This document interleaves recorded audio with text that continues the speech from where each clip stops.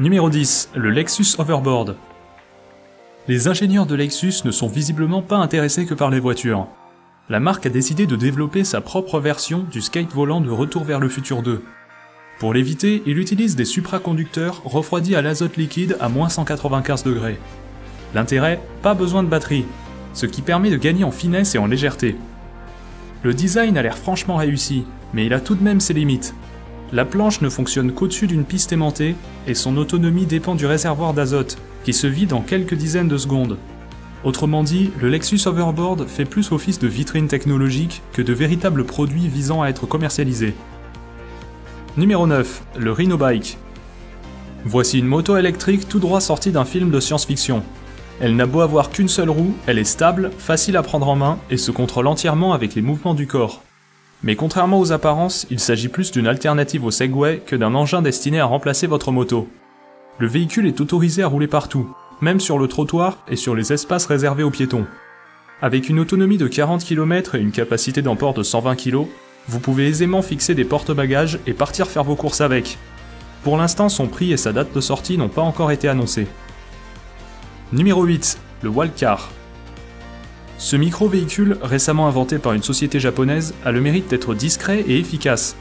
Avec le Walkcar, vous pouvez vous déplacer aussi vite qu'en courant et sans la moindre goutte de sueur. Pratique pour ceux qui ont tendance à partir en retard au boulot. Si l'utilisateur rencontre un obstacle imprévu, il suffit qu'il saute du Walkcar et celui-ci s'arrête immédiatement. Niveau taille, il n'est pas plus gros qu'un ordinateur portable et avec juste 3 kg, vous pouvez le ranger dans un sac à dos sans problème. Il est déjà disponible en précommande et devrait arriver sur le marché fin 2017 pour un prix de 750 €. Numéro 7, l'Arc à Board. Contrairement au Lexus Hoverboard, l'Arc à Board n'a pas besoin de piste aimantée ou d'azote liquide. Il s'agit même d'un concept totalement opposé. Il est plus indépendant, mais avec ses 36 hélices et ses 72 batteries, on ne peut pas dire qu'il joue la carte de la légèreté et de la discrétion. Les moteurs totalisent une puissance de 272 chevaux, suffisant pour soulever une personne de 110 kg. C'est déjà assez impressionnant, mais la technologie ne s'arrête pas là. Vous pouvez le piloter de deux façons différentes, en tenant votre smartphone dans la main et en l'inclinant dans la direction souhaitée, ou bien tout simplement en penchant votre corps. L'Arc à Board est déjà en vente à un prix de 14 000 €. Numéro 6, les Orbit Wheels. Les Orbit Wheels vous laissent avancer de profil tout en gardant les deux pieds indépendants. Ces drôles de choses sont une sorte de croisement entre un skateboard et des rollers.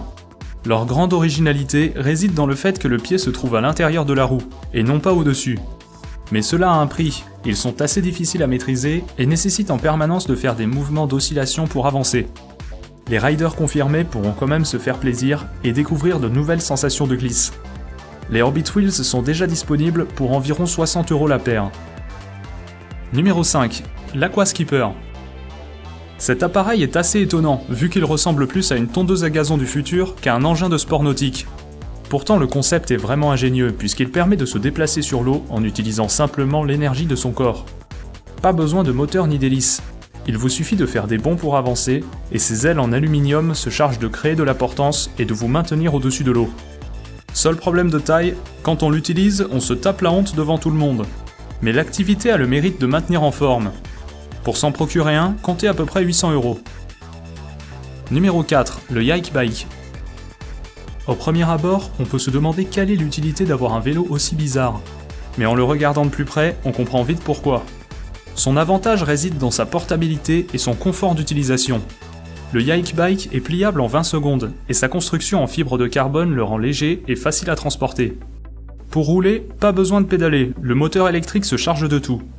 Le Yike Bike a aussi l'avantage d'être plus confortable qu'un vélo classique, car vous êtes assis le dos légèrement vers l'arrière, comme sur un fauteuil. Comptez tout de même 2500 € pour la version standard et 4000 € pour la version carbone. Numéro 3, le Martin Jetpack P12. En 2017, le Martin P12 sera le premier jetpack en vente libre sur le marché. Je sais, ça semble trop beau pour être vrai, mais cette fois-ci il n'y a pas d'arnaque. Pour l'acquérir, il faudra quand même débourser 135 000 € et avoir un brevet de pilote du LM. Mais ce sont les seules contraintes. Avec un plafond de 1000 mètres d'altitude et une vitesse de 75 km/h, les performances sont plutôt bonnes. Et rassurez-vous, son utilisation n'offre aucun danger particulier. Il est facile à piloter et se stabilise tout seul en vol. Au cas où le moteur venait à s'arrêter, le pilote peut déployer un parachute de secours et atterrir en douceur, quelle que soit l'altitude. Numéro 2, l'Aero-X. L'Aero-X est ce qui se rapproche actuellement le plus des motojets de Star Wars. Ses larges rotors en carbone lui permettent de s'élever jusqu'à 4 mètres au-dessus du sol et d'atteindre une vitesse de 72 km/h. Niveau prise en main, c'est assez intuitif. Il suffit de tourner le guidon comme sur un 2 roues classique. Et avec une autonomie d'1h15, on peut dire que l'engin semble plutôt au point. Sa date de sortie est prévue pour l'année 2017. L'Aero-X sera alors disponible au grand public pour un prix de 80 000 €. Numéro 1. La Quant FE. La Quant FE est une voiture qui utilise un carburant révolutionnaire et quasiment sans compromis. Ses réservoirs ne contiennent non pas de l'essence, mais 2 liquides ioniques de charge opposée. Cette technologie est supérieure à tout ce qui a été essayé jusqu'à présent. Les liquides ne polluent pas, ne sont pas inflammables et permettent un rendement très élevé. Avec une puissance de plus de 1000 chevaux et 800 km d'autonomie avec un seul plein, la Quant FE reste tout simplement inégalée. Pour l'instant, seuls quelques prototypes ont été construits, mais la marque espère bientôt commencer la production et assure que le véhicule est déjà très fonctionnel.